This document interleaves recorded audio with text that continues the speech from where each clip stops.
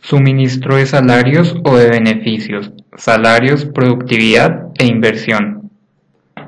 Paula Bautista, Lizeth Manzano, Tatiana Vega, Harold Rodríguez, Julie Penagos, Laura Maturana. el milagro del empleo holandés en los años 80 y 90. Esto tuvo una disminución del empleo en Holanda, donde se vio reflejado en la fecha de 1982. Esto se hizo superior a la Unión Europea entre 1995 y 2004 con el modelo Polder. Durante los años 60 y 70, el crecimiento económico en los Países Bajos, tanto como en la Unión Europea, no logró un crecimiento mayor del empleo. Esto cambia drásticamente en 1982, donde la tasa laboral de los Países Bajos ha aumentado de manera constante a partir de los años 80 y se encuentra entre los más altos de la OCDE. ¿Cuál es el secreto de la creación del empleo holandés? Esto se llegó en 1982, tras un acuerdo firmado por empleadores, sindicatos y gobierno. Los sindicatos se comprometieron a ofrecer moderación salarial a cambio de un nuevo énfasis en la creación del empleo. A partir de ese momento, el crecimiento de los salarios reales en los Países Bajos se ha mantenido por debajo del crecimiento de la productividad.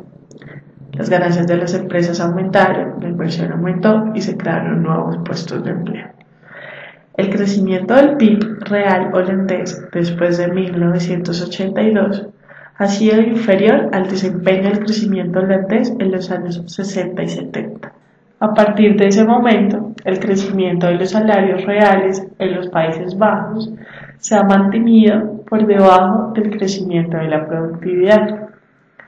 Por su parte, el crecimiento del PIB real holandés después de 1982 ha sido inferior al desempeño del crecimiento holandés en las décadas de los años 60 y en la década de los años 70. La moderación de los salarios reales y la caída de la participación salarial condujo a una contracción de la demanda agregada. Los holandeses solo pudieron mantener el crecimiento después de 1982 a través de la creciente demanda mundial y de las deudas familiares, fuente de la demanda de consumo. Al disminuir el crecimiento de la demanda agregada, la moderación del crecimiento de los salarios reales reduce el crecimiento de la productividad. Esto es el efecto Kaldor-Verda. También el retraso de la tasa de progreso tecnológico ahorra la mano de obra, porque menos crecimiento salarial reduce incentivos de las empresas para invertir en investigación y desarrollo. ¿Cuáles son las lecciones generales o sus perspectivas más amplias para el crecimiento y el empleo? Crecimiento de la productividad laboral. El aumento en la productividad laboral depende de dos factores, la demanda agregada y el crecimiento de los salarios reales. En un régimen en el que el crecimiento de los salarios reales es elevado, una caída temporal repentina del crecimiento del salario real no afectará al crecimiento de la productividad, ya que al ser algo pasajero no afecta al tema de investigación y desarrollo.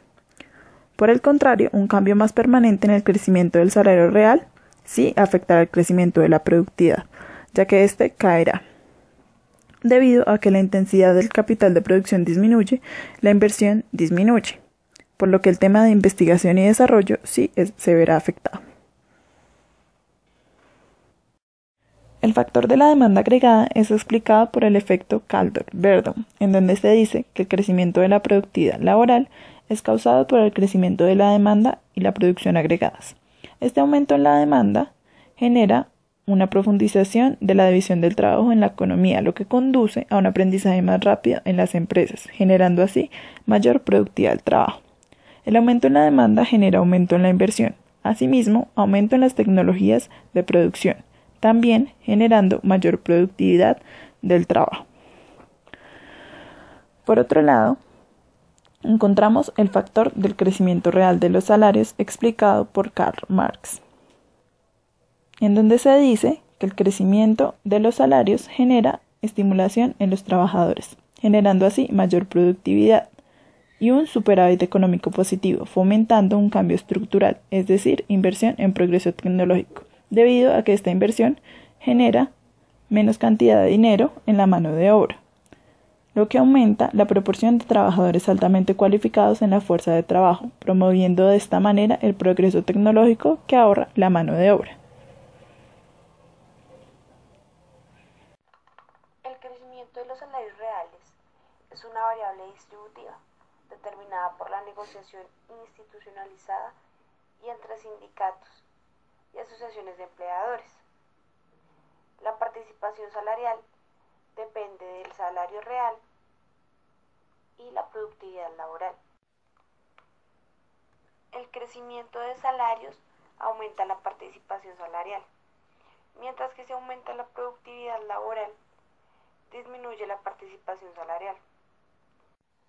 Si aumenta la productividad laboral, disminuye la participación salarial. Si los salarios aumentan más que la productividad, la participación salarial aumenta y esto significa que la participación en los beneficios se reduce. El aumento del salario real aumenta la participación de los salarios y esto genera un aumento en la demanda y en la producción.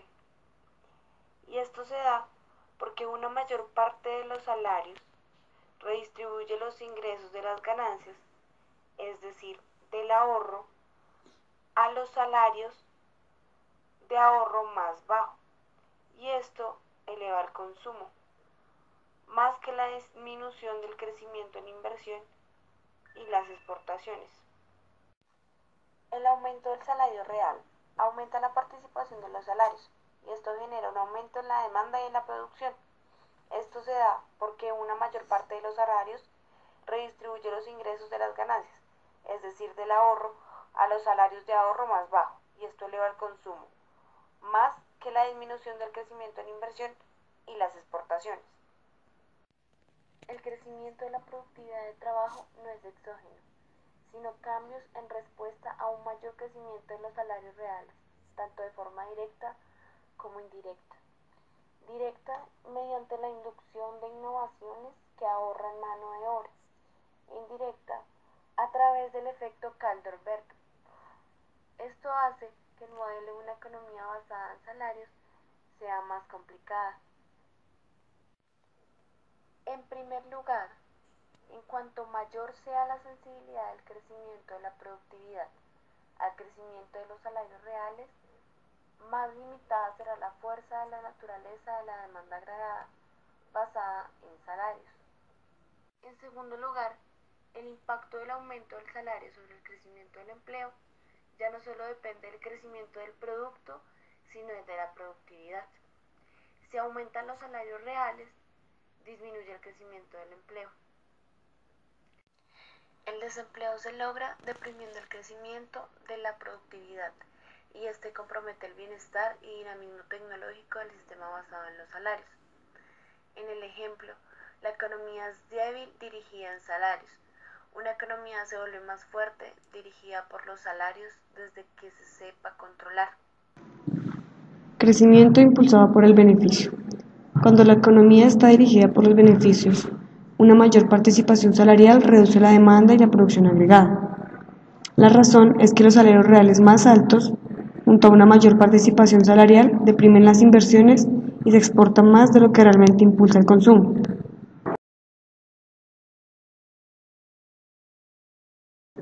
Es decir, una mayor participación de los beneficios es por lo tanto buena para el crecimiento, mientras que una mayor participación salarial es mala.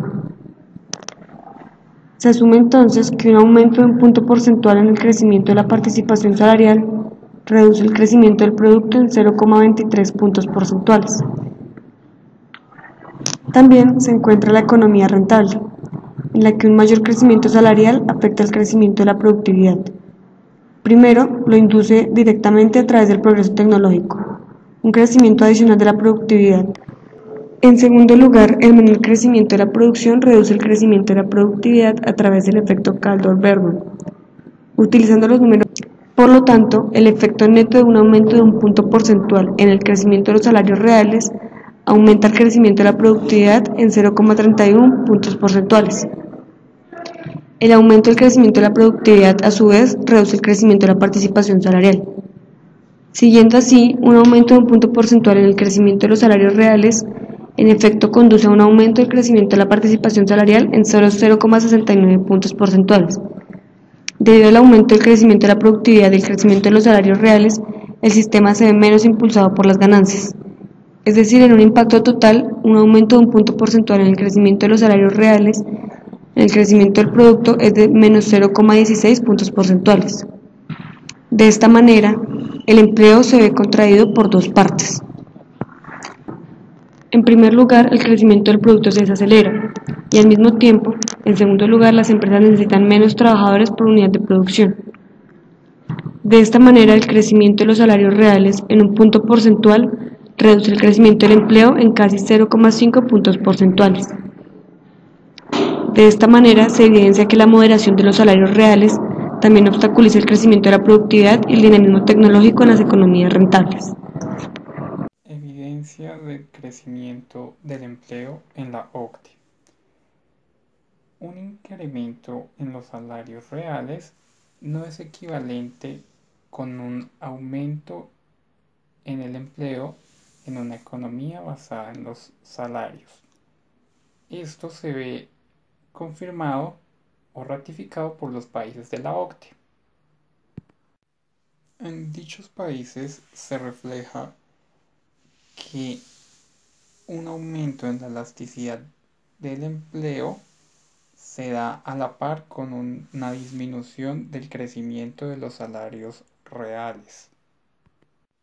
Continuando con los países que conforman dicha organización, es posible evidenciar que el crecimiento medio anual del empleo durante la década de los 90 fue bajo, teniéndose a su vez una tasa de crecimiento del empleo tan solo de 0,3% anual. Esta última tasa fue negativa en países como Finlandia, Alemania, Suecia y en el Reino Unido. Fue cercana a cero en Bélgica, en Francia y en Italia. Y por último, fue mayor, es decir, tuvo valores más altos en Dinamarca, Holanda, España y los Estados Unidos. Durante este mismo periodo, es decir, desde 1990 a 1999, el crecimiento anual medio del PIB fue del 2,2%, mientras que el crecimiento anual de la productividad laboral fue tan solo del 2%. Durante el periodo comprendido entre el año 2000 y el 2008, se encuentra que la tasa de crecimiento del empleo aumentó de la siguiente manera: 2 puntos porcentuales en Finlandia, más de un punto porcentual en Bélgica y en España, y por último, más de 0,55 puntos porcentuales en Francia, en Italia, en Suecia y en el Reino Unido. En Dinamarca y en Alemania, dicha tasa aumentó, pero solo fue menos negativa. En Estados Unidos y en Holanda, esta tasa disminuyó. Continuando, el crecimiento del PIB real promedio disminuyó, pasando de aproximadamente 2,2% a menos del 2% de 1990 al 2008.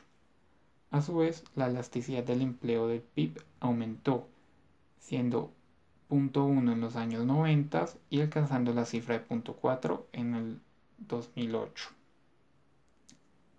Así pues, a modo de una pequeña conclusión, puede decirse que el crecimiento de los países que conforman la OCDE es mucho más intensivo en empleo.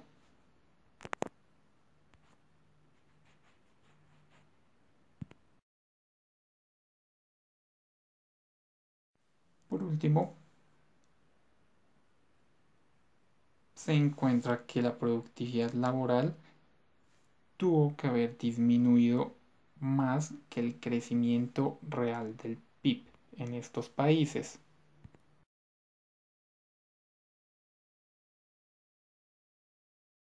La primera idea es que los salarios reales más altos aumentan la productividad basada en los salarios, y esto eleva los beneficios totales.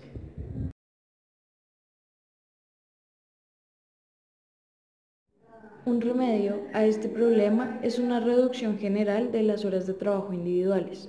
Haciendo caso omiso de las posibles complicaciones organizativas, no se pueden plantear objeciones válidas mientras los salarios se reduzcan en proporción a la reducción de las horas de trabajo.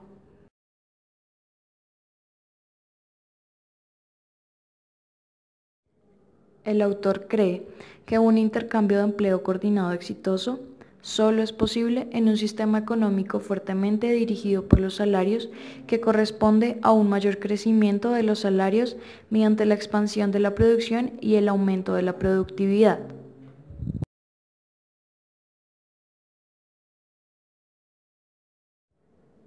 Esta idea no sería factible en una economía basada en los beneficios, que se contraía como reacción a un mayor crecimiento de los salarios reales.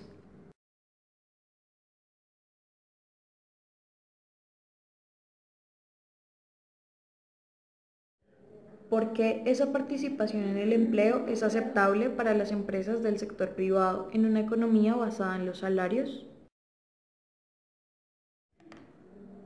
La respuesta es que las ganancias de las empresas son relativamente insensibles a los salarios reales más altos, y esto se debe en gran parte a la respuesta relativamente fuerte del crecimiento de la productividad al crecimiento de los salarios. Como las empresas y los trabajadores están operando bajo una restricción de equidad, las empresas obtienen más compromiso de los trabajadores y mayor productividad. Manteniendo constantes todos los demás factores, un mayor crecimiento de los salarios reales debe reducir el crecimiento de los beneficios. Salarios, productividad y utilidad. Incluso en los países con salarios más elevados de la OCDE, es improbable que el crecimiento basado en los salarios genere empleo, ya que conduce a un progreso tecnológico y al aumento de la productividad, que a su vez ahorra mano de obra. La segunda idea es que el aumento del crecimiento de los salarios reales impulsa el crecimiento de la productividad.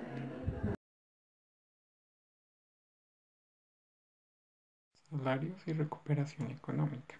¿Qué no se debe hacer?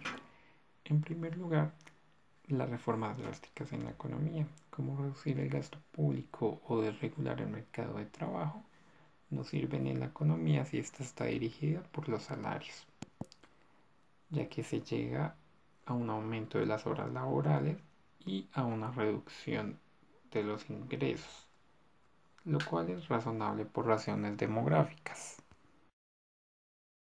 En segundo lugar, en una economía dirigida por los beneficios, una reducción del salario real generaría un crecimiento del producto algo bajo, que al final se llega a la conclusión de que una reducción de los salarios no lleva a la recuperación económica. ¿Qué pasaría si aumentamos los salarios? En primer lugar, aumentaría la inversión, la productividad, el crecimiento y el empleo.